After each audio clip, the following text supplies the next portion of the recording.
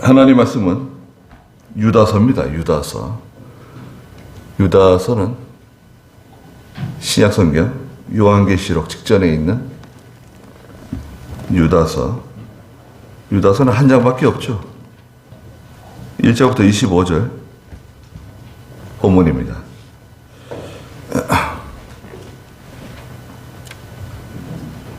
찾으셨는가요? 유다서.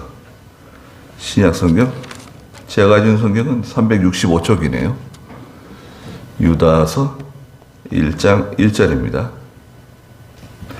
예수 그리스도의 종이며 야고보의 형제인 유다는 부르심을 받은 자들 곧 하나님 아버지 안에서 사랑을 받고 예수 그리스도에 의해 지키심을 받은 자들에게 편지를 쓴다. 너희에게 긍휼과 평강과 사랑이 더욱 많을지어다. 사랑하는 자들아, 우리가 함께 받은 구원에 대하여 내가 너희에게 편지를 쓰기를 간절히 원하던 중에 성도들에게 단번에 주신 믿음을 위해 힘써 싸우라고 너희에게 편지를 써서 권면해야 할 필요를 느꼈다. 이는 어떤 이들이 몰래 들어왔기 때문이다. 그들은 예적부터 이 심판을 받도록 미리 기록된 자들인데 불경건하고 우리 하나님의 은혜를 바탕으로 방탕으로 바꾸며 유일하신 주제자 우리 주 예수 그리스도를 부인하는 자들이다. 너희가 모든 것을 알고 있으나 나는 너희에게 생각나게 하기를 원한다. 주께서 백성을 이집트 땅에서 단번에 구원해 내시고 그 후에 믿지 않는 자들을 멸망시키셨으며 자기의 처음 지위를 지키지 않고 자기 처소를 떠난 천사들을 큰 날의 심판 때까지 영원한 결박으로 어두움 속에 가두셨다. 소돔과 고모라와 그 주위 성읍들이 그들과 같은 모양으로 음행을 하며 다른 육체를 따라가다가 영원한 불의 형벌을 받아 본보기가 되었다. 꿈을 꾸는 이 사람들도 그와 같이 육체를 더럽히고 권위를 업신여기며 영광을 모독한다. 천사장 미가엘도 모세의 시체에 대하여 마귀와 다투며 논쟁할 때 감히 모욕하는 판단을 내리지 않고 다만 주께서 너를 꾸짖으시기를 원한다 라고 하였다. 그러나 이 사람들은 무엇이든지 알지 못하는 것을 모욕하며 이성 없는 짐승들처럼 본능으로 아는 그것 때문에 멸망하게 된다. 그들에게 화가 있을 것이다. 그들은 가인의 길로 갔고 품삯을 위하여 발람의 어그러진 길로 몰려갔으며 고라의 반역을 따라 멸망하였다. 이들은 거리낌 없이 함께 먹으며 자기 배만 채우는 너희 애찬의 암초이며 바람에 밀려다니는 비 없는 구름이고 두 번 죽어 뿌리가 뽑힌 열매 없는 가을나무이며 자기 수치의 거품을 내뿜는 바다의 거친 파도이며 떠돌아다니는 별들이니 그들에게 캄캄한 어두움이 영원히 예비되었다. 아담의 칠대손 에녹도 이들에 대해 예언하여 말하기를 보아라, 주께서 그 수만 명의 성도들과 함께 임하셨으니 이는 모든 이들을 심판하시고 그들이 경건하지 않게 행한 모든 불경건한 행위와 불경건한 죄인들이 주께 거슬러 말한 모든 사나운 말에 대하여 정죄하시는 것이다 라고 하였다. 이들은 원망하는 자들이며 불평하는 자들이며 자기의 정욕을 따라 행하며 그들의 입은 자랑하는 말을 하며 이익을 위하여 아첨하는 자들이다. 사랑하는 자들아, 너희는 우리 주 예수 그리스도의 사도들이 미리 한 말들을 기억하여라. 그들이 너희에게 말하기를 마지막 때에 자기의 경건하지 않은 정욕을 따라 행하며 조롱하는 자들이 있을 것이다 라고 하였다. 이들은 분열을 일으키는 자들이며 육에 속한 자들이고 성령이 없는 자들이다. 사랑하는 자들아, 너희는 지극히 거룩한 믿음 위에 자기를 건축하고 성령 안에서 기도하며 하나님의 사랑 안에서 자기를 지키고 영생에 이르도록 우리 주 예수 그리스도의 긍휼을 기다려라. 또한 의심하는 자들을 불쌍히 여기고 어떤 이들은 불에서 끌어내어 구원하며 어떤 이들은 육체로 더럽혀진 옷까지라도 미워하되 두려움으로 불쌍히 여겨라.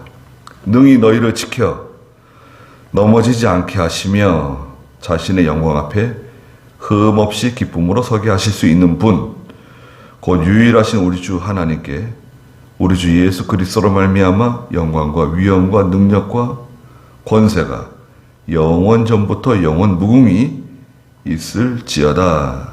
아멘. 그랬습니다. 오늘 유다서 본문을 다 읽었는데요. 1절부터 25절 말씀의 제목은 여러분 주보에도 있는 것처럼 지극히 거룩한 믿음 위에 자기를 건축하라는 제목입니다.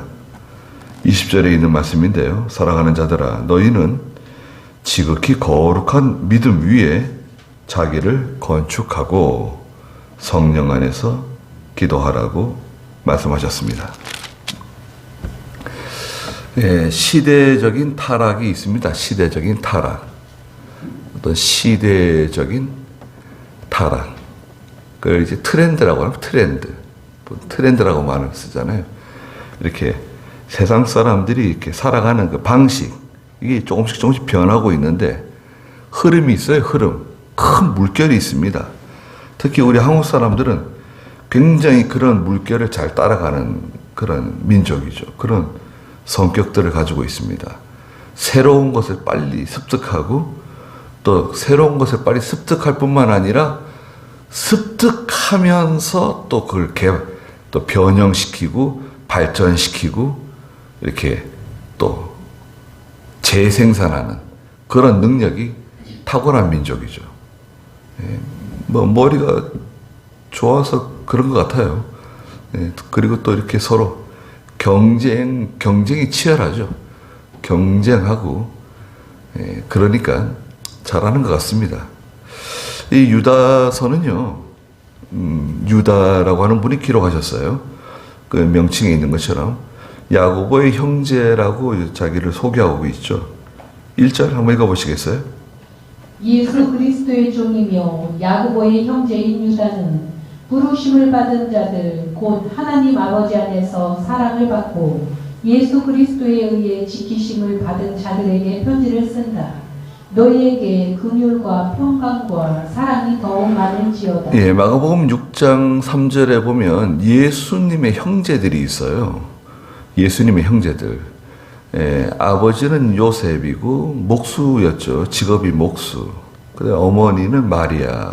근데 예수님을 낳을 때 동정녀의 몸으로 예수님을 잉태하고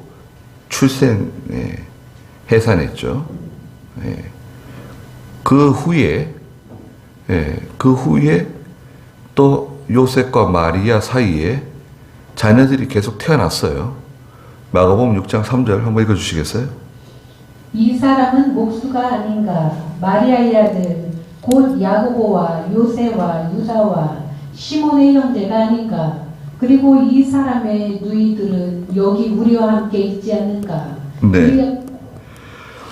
예수님의 형제가 적어도 예수님 다음에 둘째가 야고보, 요새, 그 다음에 유다, 시몬, 그 다음에 누이들. 그러니까 남자 형제가 예수님을 포함해서 5이에요. 누이들 그러는 거 보면 복수의 누이들이 있었던 거예요. 그러면 적어도 7명 이상의 형제들이 있었던 거죠. 그런데 그 형제들이 예수님을 그리스도로 영접하는 데는 시간이 꽤 걸렸습니다. 네. 거기서 이제 야고보가 있죠. 야고보. 바로 예수님 밑에 동생인 야고보는 믿음이 참 좋으신 분입니다. 그래서 예루살렘의 감독까지 되셨죠. 그래서 사도행전 15장에 보면 예루살렘 공의회가 처음으로 모이는데 그 회의를 주장하시는 분이 야고보죠. 예수님의 친동생 야고보입니다. 그리고 바로 이 요한계시록 앞에 있는 유다서를 기록하신 분도 예수님의 동생인 넷째죠. 유다. 그 예수님의 친동생 유다가 주후 약 66년경에 기록하신 말씀입니다. 기록한 장소 팔레스타인에서 기록한 것으로 보고요. 여기 1절에도 있는 것처럼 부르심을 받고 하나님 백성들이죠. 부르심을 받았다. 소명. 부르심을 받은 사람이 예수 믿는 사람이죠. 부르심을 받지 않으면 예수 믿지 못해요. 예배당에 나오는 게 아니라 예수님을 구주로 영접하는 사람이 부르심을 받은 자들이에요. 그러면 성도가 되죠. 성도. 거룩한 무리 가운데 들어오게 됩니다. 믿음, 부르심을 받고 또 하나님 아버지 안에서 사랑을 받고 또 세 번째는 예수 그리스도에 의해서 지키심을 받는 하나님의 백성들에게 예수님께서 세상 끝날까지 우리를 지켜주신다 그랬어요. 네? 예수님께서 우리를 지켜주신다. 기억하십시오. 우리는 부르심을 받았고 하나님의 사랑을 받았고 예수님께서 세상 끝날까지 영원히 나를 지켜주신다는 것을 믿으세요. 그게 성경입니다. 약속하신 거예요. 그 사람들에게 이 편지를 쓰는데 그들에게 하나님의 평강과 긍휼이 함께하길 바란다. 문안 인사를 하고 본격적으로 말씀하시는데요. 첫째, 단번에 주신 믿음을 위해서 힘써 싸우라는 거예요.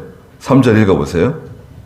사랑하는 자들아, 우리가 함께 받은 구원에 대하여 내가 너희에게 편지 쓰기를 간절히 원하던 중에 성도들에게 단번에 주신 믿음을 위해 힘써 싸우라고 너희에게 편지를 써서 권면해야 할 필요를 느꼈다.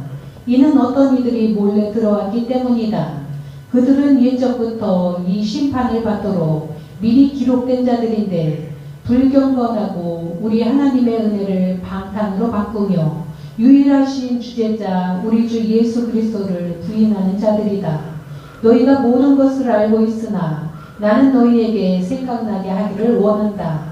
주께서 백성을 이집트 땅에서 단번에 구원해내시고 그 후에 믿지 않는 자들을 멸망시키셨으며 자기의 처음 주의를 지키지 않고 자기 척도를 떠난 천사들을 큰 날의 심판 때까지 영원한 결박으로 어둠 속에 가두셨다.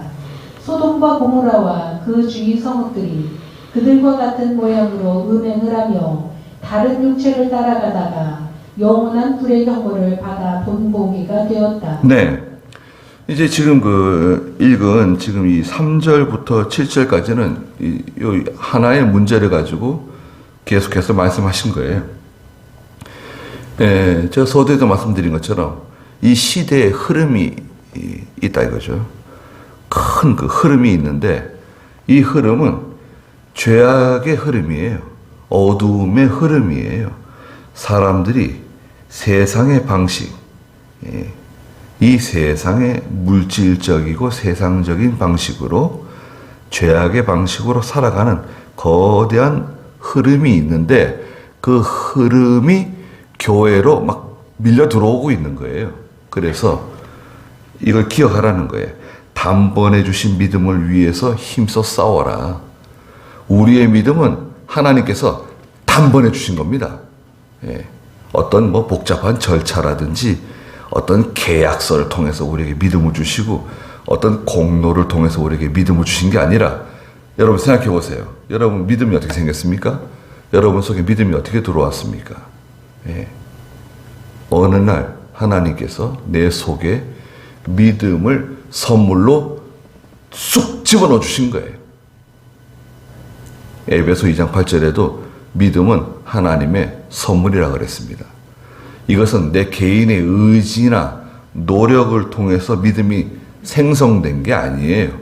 믿음은 영적인 것이고 하나님께서 우리에게 선물로 은혜로 우리 속에 넣어주신 거예요. 믿음. 이 믿음의 근거에서 여러분 이 믿음의 근거에서 하나님의 축복을 받는 겁니다. 믿음이 있어야 회개할 수 있는 겁니다. 믿음이 있어야 기도할 수 있고 하나님과 연결될 수가 있어요.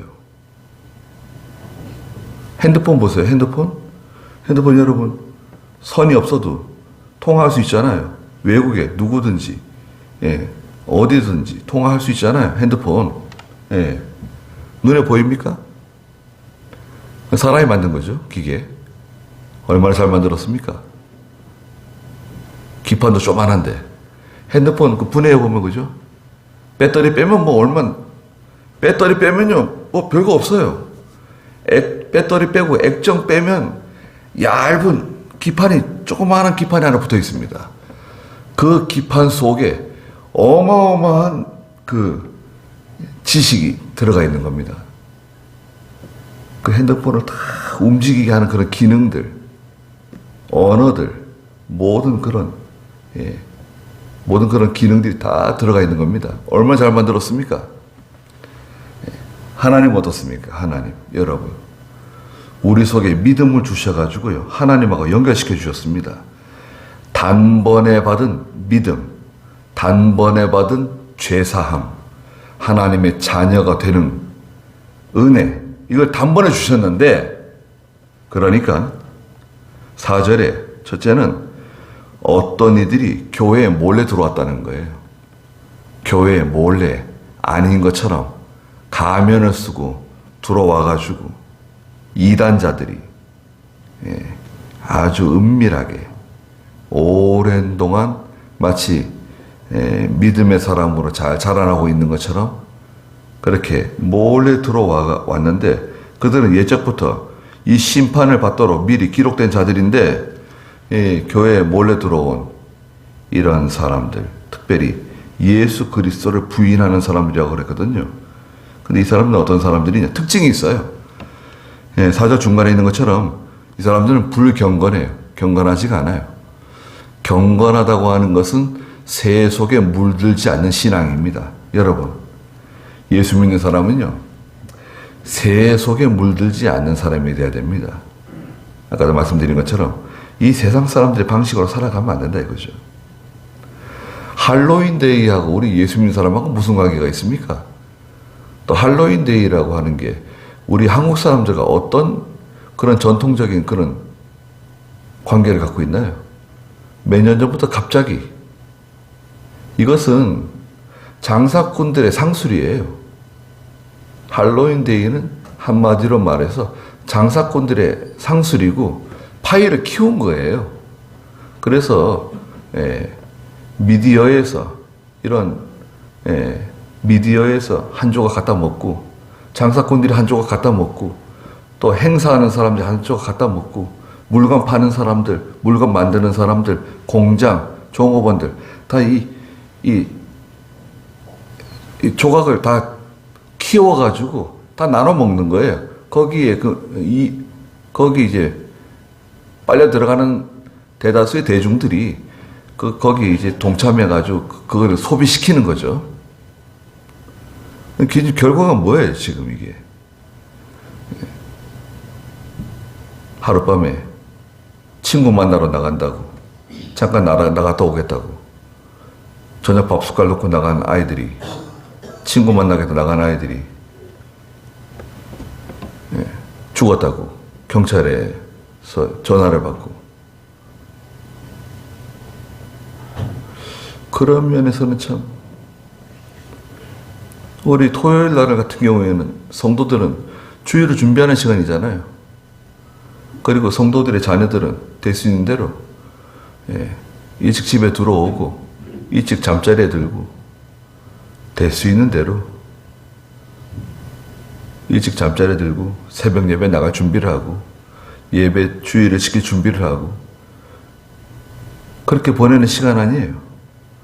근데 어디서 그것도 다른 나라도 아니고 우리나라에서 왜 할로윈데이, 그거는 서양 사람들, 그 죽은 사람들 홀령들을 위로하고 그 홀령들이 와가지고 우리를 해코지하지 않게 한다는 그런 미신적인 걸 근거해가지고 그걸 이렇게 만든 거 아닙니까?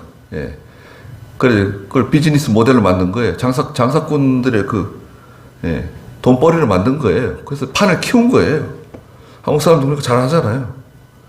우리 게 아니지만 잘 꾸며가지고 잘 만들어가지고 판을 키운 거예요. 돈을 많이 벌 수 있도록 시장을 만든 거라고요. 그리고 대중들은 그 시장을 소비하는 거고, 그리고 괜히 들어가가지고 어려운 일을 당하고 이런 비통한 일을 당하고. 아니 저희 아이들도 뭐 월요일에 뭐 할로윈데이 뭐 행사한다고 뭐 이것저것 물건을 사가지고 오라 그랬대요. 월요일날 하긴 딱 걸렀어요. 예. 아마 학부형들이 막 가만히 있지 않겠죠. 우리들은 이 세상 문화에 대해서 잘 살펴봐야 됩니다. 어디까지가 우리가 참여하고 어디까지가 우리가 다가갈 수 있지만 그 이상은 우리가 다가갈 수 없는, 우리의 마음을 빼앗길 수 없는, 그리고 하나님께서 우리에게 물질을 주신 거 아닙니까, 여러분? 우리에게 건강 주시고 직장 주시고 돈벌이 할 수 있는 그런 환경을 만들어 주셔가지고 거기서 우리가 수익을 얻고 거기서 11조를 드리고 하나님 섬기면서 자녀들을 키우면서 먹고 살아가는 거 아닙니까? 그 한 가지라도 빠지면 할 수 있습니까? 건강하지 않아 보세요. 직장이 없어 보세요.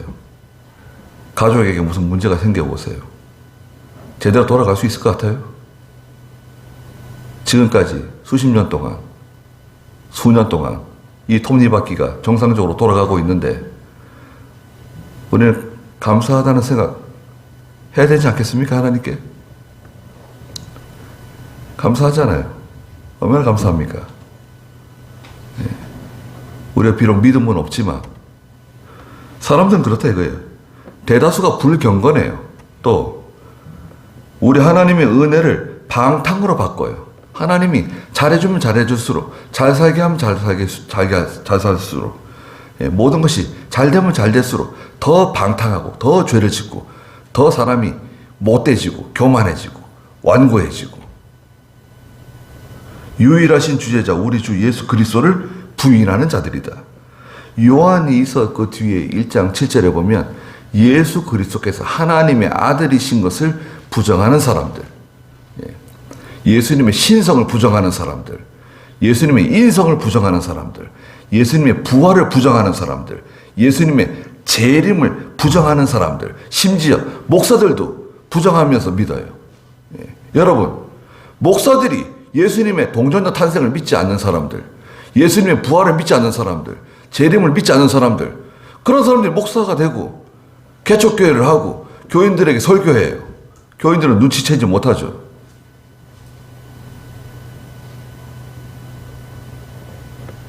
예수 믿는 성도들도 마찬가지입니다. 주여 어서 오시옵소서가 아니라 주여 천천히 더디게 제발 천천히 오시옵소서. 뭐가 급해서 빨리 오신대요? 천천히 오세요. 재림하시는 주님을 고대하지 않는, 영적으로 완전히 잠들어 있는 성도들, 소돔 고모라에 살고 있던 롯의 가정들처럼. 그리고 5절에 너희는 모든 것을 알고 있지 않느냐? 나는 너희에게 다시 생각나게 하기를 바란다는 거예요. 자꾸 생각나게끔, 자꾸 반복해서 말한다는 거예요. 유다가 잘하는 거죠. 주께서 백성을 이집트 땅에서 단번에 구원해 내시고 그 후에 믿지 않는 자들을 광야길에서 멸망시켰어요. 광야에서 믿지 않는 사람 멸망당했습니다. 4가지 죄를 지었죠. 고린도전서 10장에 보면 이스라엘 백성들이 이집트에서 나와가지고 출애굽해가지고 출애굽기에 보면 4가지 죄로 인해서 20세 이상 되는 모든 남녀들이 광야길에서 쓰러지게 됩니다. 그 죄는 첫째가 뭔가요? 우상숭배입니다. 우상숭배하다가 쓰러지고, 또 음행하다가 쓰러지고, 세 번째는 하나님을 시험하다가 쓰러지고, 마지막으로 원망 불평하다가 쓰러졌습니다. 광야에서 새로 태어난 사람들이 가나안 땅에 들어가게 되죠. 그들은 믿지 않았다는 거예요. 믿지 않았다는 게 아니라 믿음은 있지만 단번에 주신 그 믿음을 위해서 힘써 싸우지 않은 거예요. 죄와 싸우지 않은 거예요. 세상 물결에 떠내려간 거예요. 살아있긴 살아있지만 생명력이 없으니까 죽은 물고기처럼 그 물살에 떠내려가는 거예요. 살아있어요. 죽은 게 아니에요. 예. 그러나 생명력이 없으니까 그 커다란 물살에 그만 자꾸 떠내려가는 거예요. 자기 의지와 상관없이. 이러면 안 되는데 그러면서 계속 떠내려가는 거예요. 믿음으로 살아야 되는데 그럼 떠내려가는 거예요. 예. 6절에 자기의 처음 지위를 지키지 않고 자기 처소로 떠난 이 자기의 있어야 할 지위, 그 위치를 떠나는 것도 이 시대의 흐름입니다.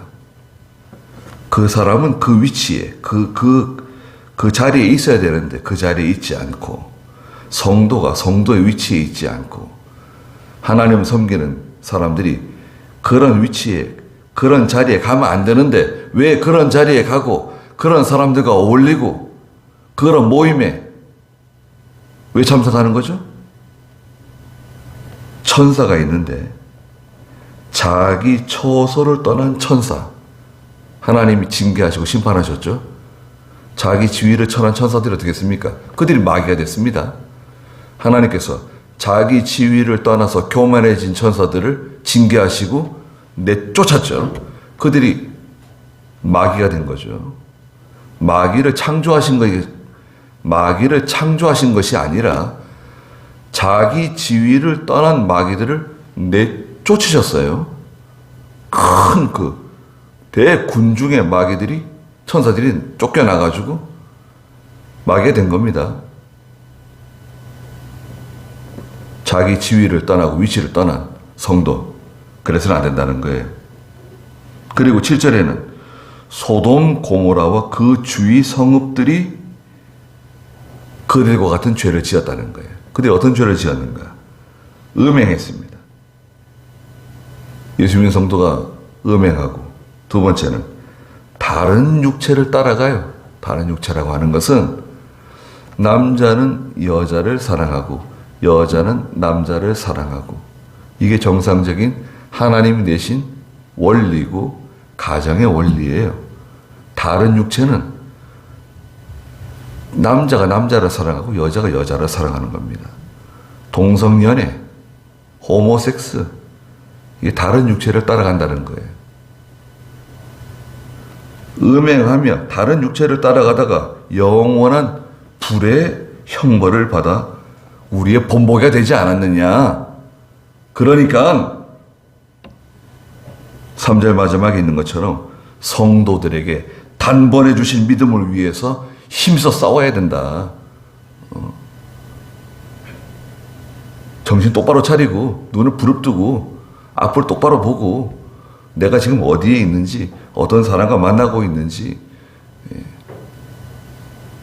또 우리 자녀들을 살피고 기도해주고 단속하고 책망하고 훈계하고 징계하고, 그렇게 해도 우리 힘이 모자랍니다. 두 번째는 뭐냐? 꿈꾸는 사람들이 있다는 거예요. 8절 읽어보세요. 꿈을 꾸는 이 사람들도 그와 같이 육체를 더럽히고 권위를 업신여기며 영광을 모독한다. 천사장 미가엘도 모세의 시체에 대하여 마귀와 다투며 논쟁할 때 감히 모욕하는 판단을 내리지 않고 다만 주께서 너를 꾸짖으시기를 원한다라고 하였다. 그러나 이 사람들은 무엇이든지 알지 못하는 것을 모욕하며 이성 없는 짐승들처럼 본능으로 하는 그것 때문에 멸망하게 된다. 그들에게 화가 있을 것이다. 그들은 가인의 길로 갔고 품삯을 위하여 발람의 어그러진 길로 몰려갔으며 고라의 반역을 따라 멸망하였다. 이들은 거리낌 없이 함께 먹으며 자기 배만 채우는 너희 애찬의 암초이며 바람에 밀려다니는 비 없는 구름이고 두 번 죽어 뿌리가 뽑힌 열매 없는 가을 나무이며 자기 수치의 거품을 내뿜는 바다의 거친 파도이며 떠돌아다니는 별들이니 그들에게 캄캄한 어두움이 영원히 예비되었다. 두 번째 문제는 이 꿈꾸는 자들이 나타나는데, 이 꿈꾸는 사람들의 특징이 뭐냐? 육체를 더럽힌다는 거예요. 이 육체를 더럽혀요. 그리고 권위를 업신여겨요. 하나님이 세우신 권위가 이제 그 권위를 무시하고 하나님의 영광을 모독하는 사람들이다. 그럼 꿈꾸는 사람들은 어떤 사람들인가요? 꿈꾸는 사람들은 쉬운 말로 말하면 이 세상과 이 세상에 있는 것들의 욕심을 따라 살아가는 사람들입니다. 예수를 믿으면서도 이 세상의 욕심을 따라서 살아가는 사람들. 다른 말로는 허황된 욕심을 자기의 이상으로 삼고 살아가는 사람들이에요. 허황된 욕심. 뭔가 내가 이렇게 하면 잘 될 것 같고, 이렇게 하면 행복해질 것 같고, 이렇게 하면 뭔가 내가 원하는 것을 이룰 수 있을 것 같아요. 그러나 막상 거기에 도착하게 되면 아무것도 없습니다. 자기의 꿈을 위해서 얼마나 노력하고 수고하고 애쓰고 학원 다니고 잠 못 자고 대학 가고 고등학교 시절을 보내고 그렇게 직장을 구하고 직장에 취직하기 위해서 이력서를 내고 면접 보러 다니고 자기소개서를 쓰고 그렇게 힘들게 살아가는 대다수의 젊은 사람들이 왜 거기서 참 그 부모가 얼마나 그 애를 쓰고 수고하면서 요즘 자녀들도 많지가 않잖아요. 대부분 다 하나 키우는데 왜 하필이면 그런 데서 그런 일을 당할까요? 그러니 뿐만 아니라 지금 저 전쟁에서 죽어나가는 사람들 보십시오. 러시아나 또 우크라이나나 전쟁을 일으킨 사람들, 전쟁에 또 맞닥뜨려서 싸우는 사람들, 그 가운데서 또 죽어나가는 사람들, 생매장 당하고 암매장 당하고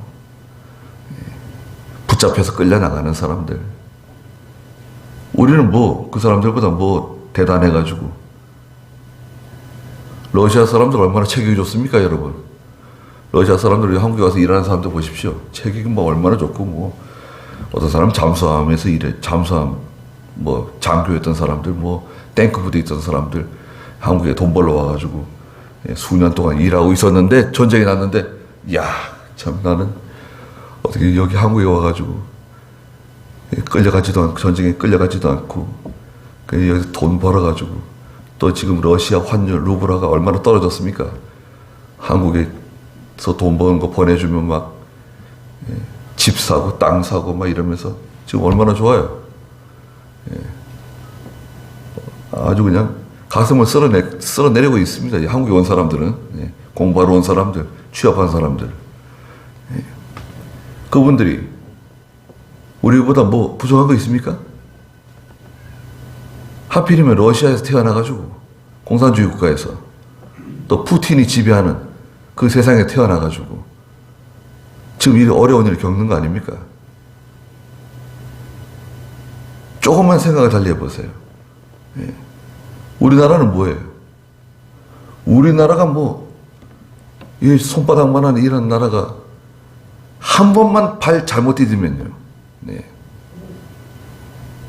일본, 중국, 북한, 러시아, 사방이 다 에워싸고 있는데 우리는 편안하잖아요. 우리 굶고 사나요? 얼마나 잘 입고 잘 먹고 그러면서도 우리는 뭔가 항상 부족하다고 생각하고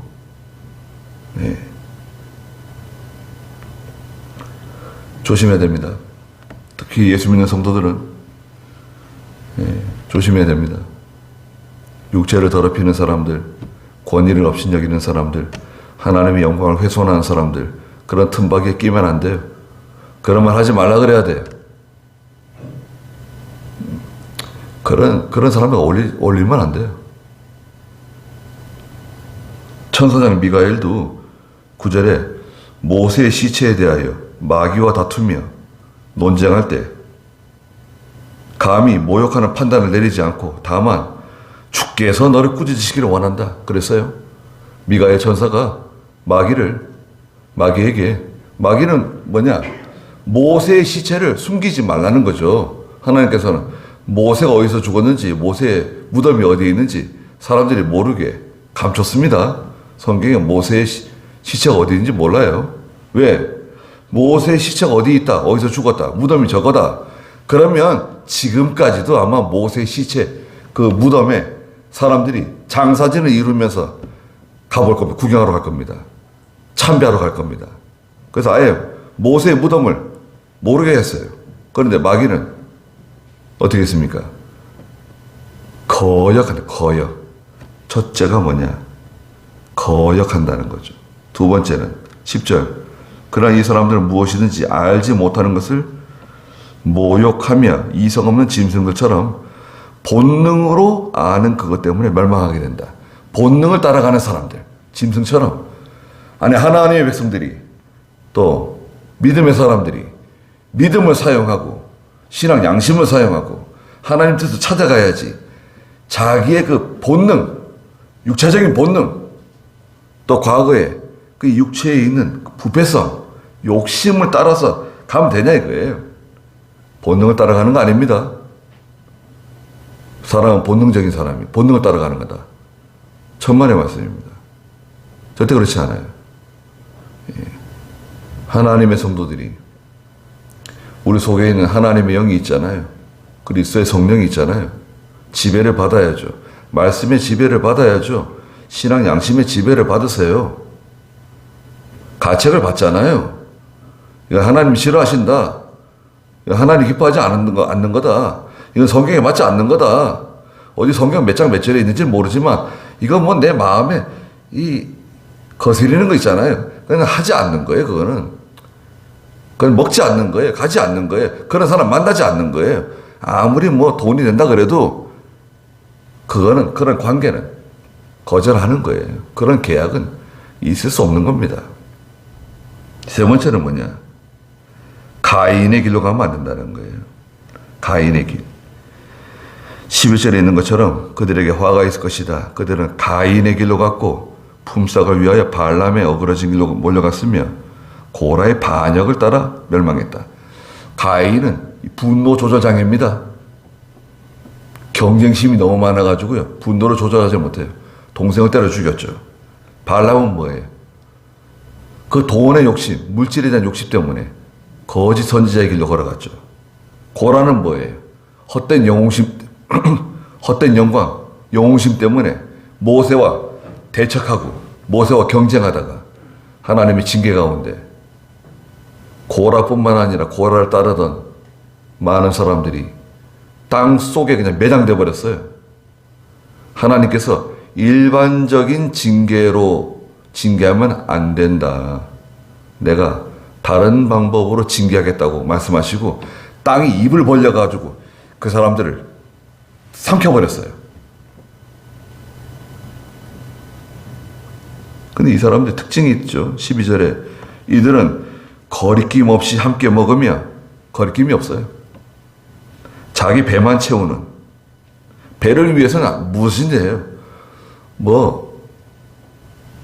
배를 위해서는 하나님의 말씀 다 어겨요. 먹지 말아야 될 것도 먹고 마시지 말아야 될 것도 마시고 하지 말아야 될 것도 하고 배를 위해서는 다 하는 거예요. 애찬의 암초. 애찬은 그 초기 기독교 교회의 성찬식이었습니다. 그때는 성찬식과 이 식사를 같이 겸했어요. 예. 뭐 너무 과식하고 욕심 부리고 그런 거죠. 애찬의 암초. 예. 먹는 거라 그러면 그냥 달려드는 바람에 밀려다니는 비 없는 구름. 바람에 밀려다니는데 비는 없어요. 그 얼마나 이거 뭐 사기는 사기죠, 사기. 비를 내려줄 것 같은데 비는 없어요. 2번 주고 뿌리가 뽑힌 열매 없는 가을나무와 같은 아무런 유익을 끼치지 못하는 자기 수치의 거품을 내뿜는 바다의 거친 파도와 같고 떠돌아다니는 별들이니 그들에게 캄캄한 어두움이 영원히 예비되어 있다. 이런 꿈꾸는 사람들, 이런 종류의 사람들과 그런 길을 걸어가서는 안 된다. 14절 읽어보세요. 아담의 칠대손 에녹도 이들에 대해 예언하여 말하기를 보아라 주께서 그 수만 명의 성도들과 함께 임하셨으니 이는 모든 이들을 심판하시고 그들이 불경건하지 않게 행한 모든 불경건한 행위와 불경건한 주인들이 주께 거슬러 말한 모든 사나운 말에 대하여 정죄하시려는 것이다 라고 하였다. 이들은 원망하는 자들이며 불평하는 자들이며 자기의 정욕을 따라 행하며 그들의 입은 자랑하는 말을 하며 이익을 위하여 아첨하는 자들이다. 사랑하는 자들아 너희는 우리 주 예수 그리스도의 사도들이 미리 한 말씀들을 기억하여라. 네. 사랑하는 자들아 너희들은 우리 주 예수 그리스도의 사도들이 미리 기록한 말씀들, 가르친 말씀들을 기억하라는 거예요. 아담의 7대손 에녹이 창세기 5장에 나오는데 에녹은 하나님과 동행하면서 하나님을 기쁘게 한 사람이라고 칭찬을 받았죠. 예. 나이 60세에 무두셀라를 낳고 300년 동안 하나님과 동행하다가 세상을 떠났는데 그의 무덤은 세상에 없다. 하나님이 데려가셨다고 말씀하셨어요. 성경에 죽음을 맛보지 않고 하나님의 나라로 데려감을 당한 사람이 2사람이 나오죠. 창세기 5장에 나오는 에녹하고 엘리야 선지자죠. 에녹이 이 세상 사람들, 그 당시의 세상 사람들에 대해서 그러니까 여러분 에녹이 언제적 사람입니까? 예, 상고시대. 예. 아담의 7대손이에요. 그 시대에 이미 에녹이 보아라 주께서 그 수만 명의 성도들과 함께 임하실 것이라고 그리스도의 재림을 예언하면서 15절에 이는 모든 이들을 심판하시고 그들이 경건하게 하지 않은 모든 불경건한 행위 또 2번째는 불경건한 죄인들이 주께 거스러 말한 모든 사나운 말, 그 잘못된 불경건한 행위와 불경건한 그 언어, 그 말 조심해야 되죠. 말은 뭐 입에서 나오면 끝나는 게 아닙니다. 그 말에 대해서 하나님이 책임을 물으세요. 난 몰라서 그랬어요. 난 잘 몰라서 그래요. 안 돼요. 안 통합니다. 아예 그냥 입을 다물고 있는 게 좋아요. 믿음 없는 말이 나올 것 같다. 내 입에서. 내 입에서 믿음 없는 말이 나올 것 같아요. 원망하는 말이 나올 것 같아요. 불평하는 말이 나올 것 같아요. 다른 사람들에게 유익을 주지 못하는, 하나님을 기쁘시게 하지 못하는 그런 악한 말이 나올 것 같다. 입을 딱 다무는 거예요. 그냥 아예. 입을 열면 그냥 막 쏟아 나오니까. 수도꼭지, 고장난 수도꼭지처럼 말을 계속 하니까요. 비밀을 지키지 못하는 사람. 여기서는 이 말하고 저기서는 저 말하고. 예수 믿는 사람은 그렇게 말하면 안 됩니다. 잘못된 것을 말했으면 사과해야 됩니다, 여러분. 잘못한 건 잘못했다고 말을 해야 돼요. 사과. 하나님께는 회개한다 그러면서 사람에게는 왜 사과를 안 해요? 사과하세요. 친구에게도 사과하시고, 형제에게도 사과하시고, 남편에게도 사과하고, 아내에게도 사과하셔야 돼요. 사과 안 하고 입 싹 닫고 넘어가면 다 안 가요? 잘못한 건 잘못한 거 아닙니까? 성경에 하나님께서 말씀하시잖아요. 불경건하게 행한 그 잘못된 불경건한 행위, 불경건하게 말한 그 모든 악한 말들에 대하여 뭐라 그랬습니까? 정죄하실 것이다. 이들은 원망하는 자들이고 불평하는 자들이고 자기의 정욕을 따라 행하는 사람들이고 무슨 말만 하면 자랑하는 말만 하고 자기 이익을 위해서는 모든 수단 방법을 다 동원해서 아첨하는 사람들이다. 이런 사람들 가운데 교회와 성도들이 있어요. 거기서 그럼 우리는 어떻게 해야 되느냐? 20절에 있는 것처럼 사랑하는 자들아, 너희는 지극히 거룩한 믿음 위에 자기를 건축하라는 거예요. 바른 신앙 위에, 하나님 말씀 위에 자기를 견고하게 건축하라는 거예요. 거기에 기초를 놓고, 거기에 반석을 놓고, 하나님 말씀 위에, 바른 신앙 위에 기초를 놓고 그 위에 자기의 믿음을 건설해 가라는 거예요. 그리고 성령 안에서 기도하라는 겁니다. 하나님의 깊으신 뜻을 따라서 기도하는 겁니다. 하나님께서 원하시는 것을 따라 기도하는 거예요. 자기 욕심으로 그냥 왕창 기도하는 게 아니라 하나님의 깊으신 뜻을 따라서 또 하나님께서 주신 말씀을 통해서 은혜 받았잖아요. 그 은혜 받은 말씀을 새김질하면서 기도하고 이 세상에서 돌아가는 일들을 바라보면서 기도하셔야 됩니다. 나라를 위해서 기도하셔야 됩니다. 지도자를 위해서 기도하셔야 됩니다. 교회를 위해서 기도하셔야 되고 교회의 목사를 위해서 기도하셔야 되고 자녀들을 위해서 기도하시고 자기 자신을 위해서 기도하고 기도할 게 얼마나 많아요. 사무엘은 내가 기도하기를 쉬는 죄를 결단코 짓지 않겠다고 말했는데 기도하기를 쉬는 죄, 밥은 항상 먹고 잠은 항상 자면서 기도하기를 쉬는 죄 아무렇지도 않죠.